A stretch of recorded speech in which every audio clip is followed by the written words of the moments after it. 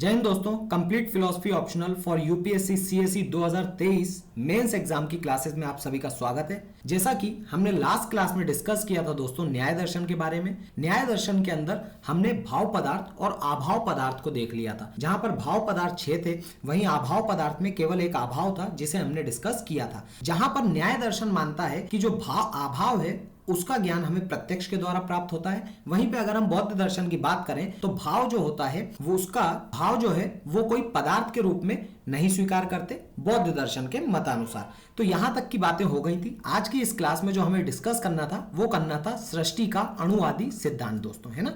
तो सबसे पहले हम देखेंगे दोस्तों जगत की उत्पत्ति, है ना। तो जगत की उत्पत्ति के संबंध में दो प्रकार के बहुत ही महत्वपूर्ण प्रश्न सामने आते हैं। अब जगत की उत्पत्ति की जब हम बात करते हैं तो यहाँ पर हमारे सामने दो प्रश्न आते हैं, जिसमें से पहला प्रश्न होता है कि जगत की जो उत्पत्ति है वो किस प्रकार की है, और दूसरा जगत का रूप इस प्रकार का क्यों है। तो ये दो बातें हैं। इन दो बातों का या इन दो क्वेश्चंस का हम आंसर आज की क्लास में देखेंगे। तो चलिए फिर देखते हैं। सबसे पहले आता है समाधान इन प्रश्नों के कंटेक्स्ट में। इन प्रश्नों के उत्तर को हम दो प्रमुख मतों के द्वारा देख सकते हैं। पहला है रचना या सृष्टि का सिद्धांत, दूसरा विकासवादी सिद्धांत। दोस्तों यहाँ पे रचना का अर्थ क्या होगा कि ये जो सृष्टि है इसकी रचना किसी के द्वारा की गई है, अर्थात ये किसी की कृति है और इसका कोई क्रेता है जो इस सृष्टि का रचयिता है, और उसे किसे माना गया है तो ईश्वर को माना गया है।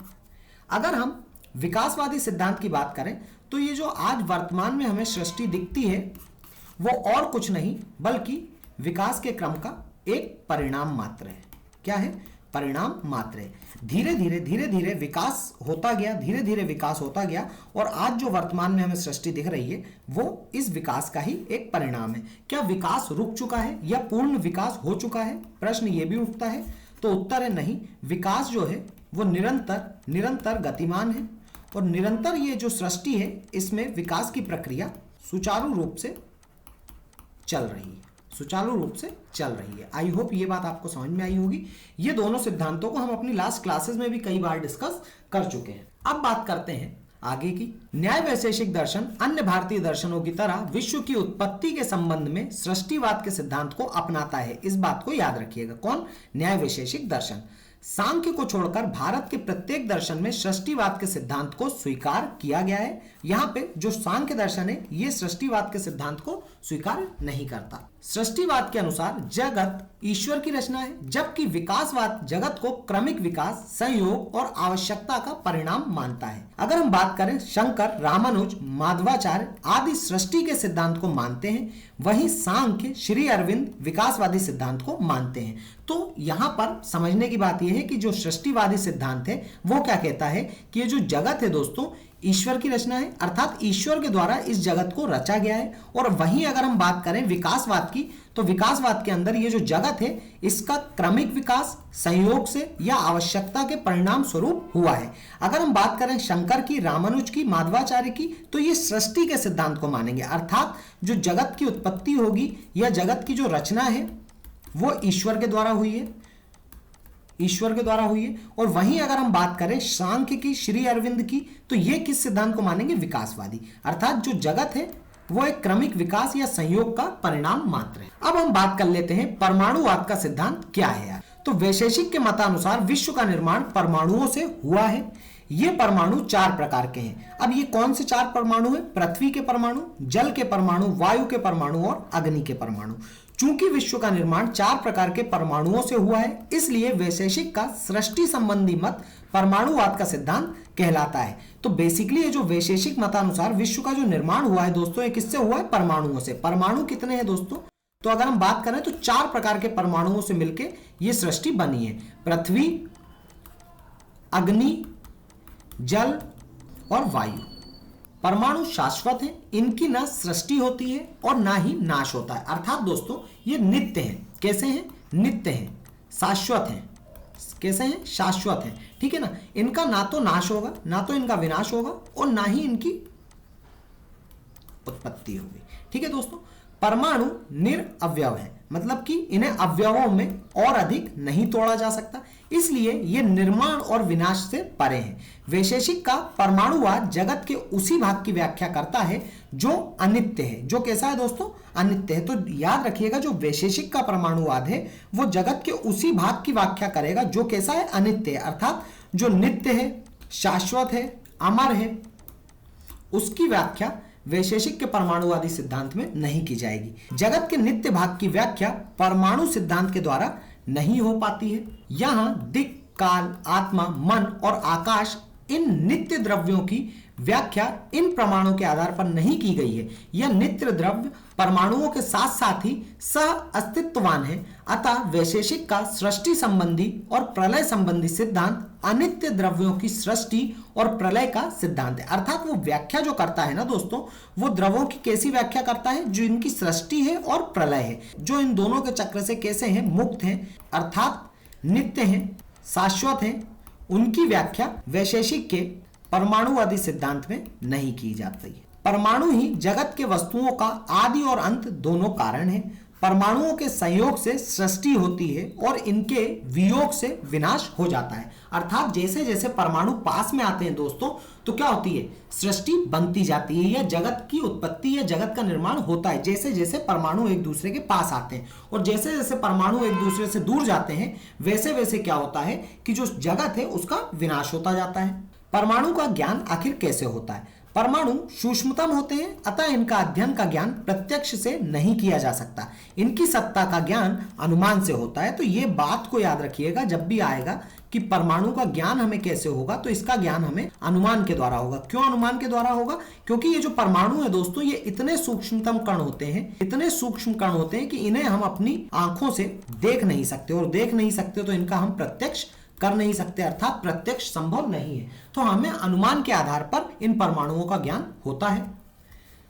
आखिर निष्क्रिय परमाणुओं से जगत की सृष्टि क्यों, किसके द्वारा और कैसे होती है? बात यहां पे एक प्रश्न आ जाता है कि अगर परमाणु कैसे हैं? परमाणु तो निष्क्रिय हैं। परमाणु कैसे हैं दोस्तों? निष्क्रिय। क्यों?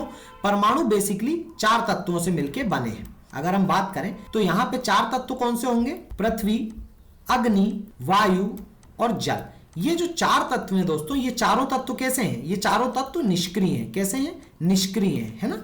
अब अगर ये निष्क्रिय हैं तो फिर इनसे जगत की उत्पत्ति कैसे होती है? तो कहते हैं कि ईश्वर जो है, ईश्वर जब इन निष्क्रिय तत्वों को क्या प्रदान करता है? गति प्रदान करता है। तो इन निष्क्रिय तत्वों के द्वारा क्या होता है? जगत का निर्माण शुरू होता है। इसी को हम देखेंगे। न्याय वैशेषिक मतानुसार जीवों को उनके कर्मों के अनुसार फल प्रदान करने के लिए ईश्वर इस सृष्टि की रचना करता है। ईश्वर अदृष्ट अर्थात मनुष्यों के पाप और पुण्य कर्मों का भंडार के अनुसार निष्क्रिय परमाणुओं में गति का संचार कर जगत की सृष्टि करता है। अब देखते हैं परमाणु की विशेषता। परमाणु निर्वयव, सूक्ष्मतम, अविभाज्य और अविनाशी है। मतलब इसको हम और ज्यादा विभाजित नहीं कर सकते। ये अविनाशी है, मतलब नित्य है, सबसे सूक्ष्मतम कण है। परमाणुओं की ना तो उत्पत्ति होती है और ना ही विनाश। यह परमाणु ही जगत की भौतिक, अनित्य और सावयव वस्तुओं का मूल उपादान कारण है। तो ये जो जगत में जितनी भी अनित्य है, सावयव है, मतलब अवयवों से युक्त वस्तुएं हैं, उन सभी का मूल कारण जो है, उपादान कारण, वो कौन है? परमाणु है। न्याय वैशेषिक दर्शन का परमाणुवाद एक रूप में ईश्वरवाद और अनीश्वरवाद में समन्वय करता है। ईश्वरवाद ईश्वर को जगत का कारण मानता है, जबकि अनीश्वरवाद भौतिक तत्वों के आधार पर जगत की उत्पत्ति या विकास की व्याख्या करता है। तो इस बात को याद रखिएगा, जो न्याय वैशेषिक दर्शन है दोस्तों, ये परमाणुवाद का एक ऐसा रूप है जो ईश्वरवाद और अनीश्वरवाद में समन्वय करता है। कैसे? अगर हम अनीश्वरवाद मतलब कि वैज्ञानिकवाद को माने तो बेसिकली वो भी एटॉमिक थ्योरी को मानते हैं। किसके लिए? जगत की उत्पत्ति के लिए। तो वो भी कहते हैं कि जो जगत की उत्पत्ति है वो किससे हुई है? परमाणुओं से हुई है। किससे? परमाणुओं से। पर बात वहीं आती है कि अगर परमाणु में इन तत्वों से जगत की उत्पत्ति हुई है, किन से? पृथ्वी, अग्नि, वायु और जल। अगर इनसे हुई है तो ये सभी के सभी कैसे हैं? ये सभी के सभी निष्क्रिय हैं। तो फिर इन निष्क्रिय तत्वों से जगत की उत्पत्ति कैसे हो सकती है? तो वहां पर आता है इनका सिद्धांत जो कहता है कि ईश्वर के द्वारा इन निष्क्रिय तत्वों को क्या हुआ? गति प्रदान की गई और इस सृष्टि की उत्पत्ति की गई है। ठीक है। तो बेसिकली यहां तक अगर हम बात करें तो ये कैसा तत्व है? वैज्ञानिक या वैज्ञानिकतावाद। और ये कैसा है? आध्यात्मिकवाद या ईश्वरवाद। तो बेसिकली जब हम बात करते हैं जगत की उत्पत्ति, तो ये ईश्वरवाद और वैज्ञानिकतावाद इन दोनों के बीच में समन्वय स्थापित करता है कौन? न्याय वैशेषिक दर्शन। न्याय वैशेषिक दर्शन में यद्यपि परमाणुओं से जगत के निर्माण की बात की गई है, परंतु इस सृष्टि का निर्माण ईश्वर की इच्छा से ईश्वर के द्वारा होता है। तो न्याय वैशेषिक क्या कह रहे हैं दोस्तों कि जो परमाणुओं से जगत का निर्माण हुआ है, परंतु ये जो निर्माण हुआ है ना, ये किसकी इच्छा से हुआ है? तो ईश्वर की इच्छा से हुआ है। अब हम इनकी आलोचना देखते हैं। तो शंकर के अनुसार न्याय वैशेषिक के परमाणुवाद को स्वीकार नहीं किया जा सकता। इन्होंने परमाणुओं की 4 संभव स्थितियां बताई हैं जो इस प्रकार है। पहला बताया है स्वभाव सक्रिय, दूसरा बताया है स्वभाव निष्क्रिय, तीसरा है सक्रिय और निष्क्रिय दोनों, और चौथा है ना सक्रिय ना निष्क्रिय। देखिएगा, जब हम बात करते हैं स्वभाव सक्रिय की, तो इनके अनुसार यदि परमाणु को सदैव सक्रिय माना जाए तो फिर केवल सृष्टि की व्याख्या होगी, विनाश की नहीं। कैसे? हम कह रहे हैं जो जगत है वो कैसा है दोस्तों? अनित्य है। कैसा है? अनित्य है। ठीक है ना? इसका मतलब कि ये शाश्वत नहीं है, और अगर ये शाश्वत नहीं है, नित्य नहीं है, तो फिर इसका विनाश भी होगा। क्यों? क्योंकि इसकी उत्पत्ति हुई है तो इसका विनाश भी होगा। और अगर आप क्या करोगे कि परमाणु को सदैव सक्रिय मानोगे, परमाणु को सदैव सक्रिय मानोगे, अगर आप हमेशा परमाणु सक्रिय है तो फिर जगत का विनाश तो हो ही नहीं सकता। जगत का विनाश हो ही नहीं सकता, क्योंकि परमाणु तो सक्रिय, और जब वो सक्रिय रहेगा तो इससे जगत की उत्पत्ति करेगा, तो फिर जगत का विनाश हो नहीं सकता। या हम ऐसा कह सकते हैं कि जगत के विनाश की व्याख्या हम इस आधार पर नहीं कह सकते। तो ये हो गया पहला स्वभाव सक्रिय। अब हम बात कर लेते हैं स्वभाव निष्क्रिय। ये जस्ट उल्टा होगा। इनके अनुसार यदि परमाणुओं को निष्क्रिय मान लिया जाए तो फिर जगत के निर्माण की व्याख्या नहीं हो पाएगी। तीसरा आता है सक्रिय और निष्क्रिय दोनों है।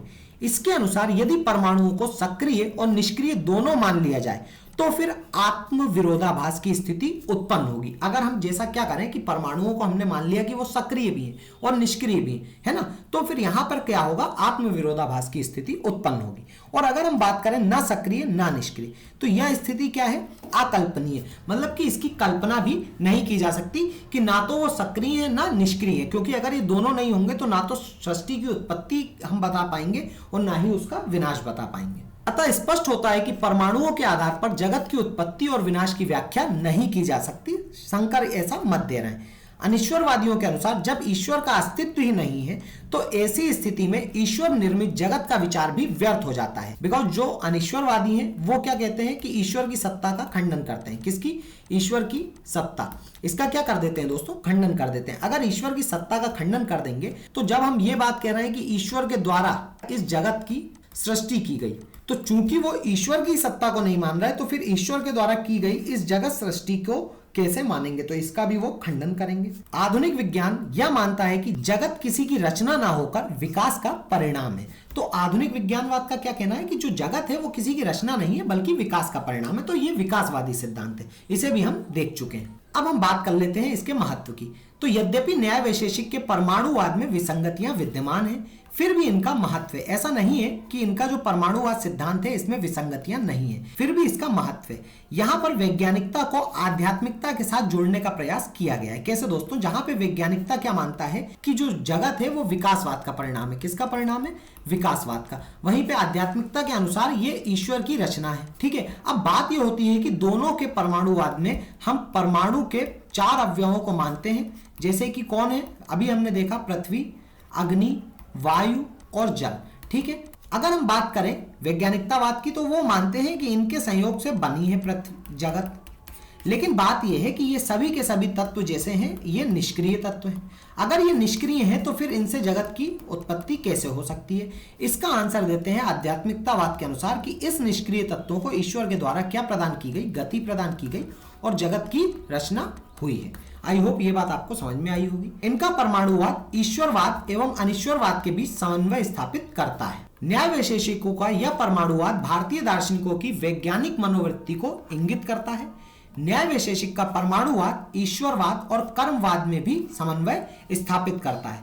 वैशेषिक का परमाणुवाद उनके कारणता सिद्धांत असत कार्यवाद पर आधारित है। वैशेषिक का जो परमाणुवाद है वो उनके कारणता सिद्धांत किस पे आधारित है? असत कार्यवाद। असत कार्यवाद क्या कहेगा कि कार्य अपनी उत्पत्ति के पूर्व कारण में विद्यमान नहीं था, है ना, वह एक नई उत्पत्ति है। ठीक है, तो ये इनका इस पर आधारित है। कौन? परमाणुवाद। तो दोस्तों आज की क्लास में बस इतना ही। आज की क्लास में हमने न्याय वैशेषिक दर्शन के कुछ आगे की बातचीत को देखा, कुछ इंपॉर्टेंट टर्मिनोलॉजी, कुछ इंपॉर्टेंट टॉपिक्स को डिस्कस किया। अगर आपको ये क्लास पसंद आई हो, हमारा एफर्ट अच्छा लगा हो, तो क्लास को लाइक कीजिएगा। चैनल पर पहली बार आए चैनल को सब्सक्राइब कीजिएगा। हम आपसे मिलते हैं नेक्स्ट क्लास में, तब तक के लिए जय हिंद, जय भारत।